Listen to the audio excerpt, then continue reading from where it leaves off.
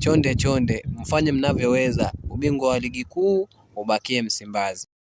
Bwana Jairut hajawahi kukosea kabisa katika utengenezaji wa jezi. Nadhani wenyewe mnaona, japokuwa watu wa Yanga wanaziponda, wanasema hii jezi nyekundu, wanasema hii inafanana na ule mfuko ule zamani tulikuwa tunabebea madaftari kipindi tunasoma darasa la kwanza.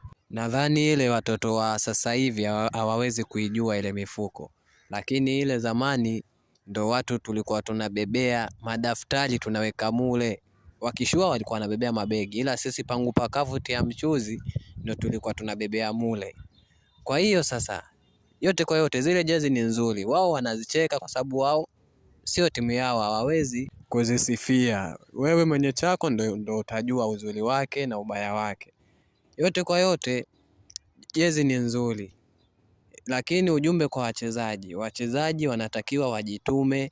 Hii furaha ya jezi, kuvaa jezi nzuri, inatakiwa itamatike na kubeba ubingwa wa ligi kuu. Mwaka huu hatutaki visingizio vya aina yoyote, tunataka ubingwa wa ligi kuu. Wachezaji, chonde chonde, mfanye mnavyoweza, ubingwa wa ligi kuu ubakie Msimbazi.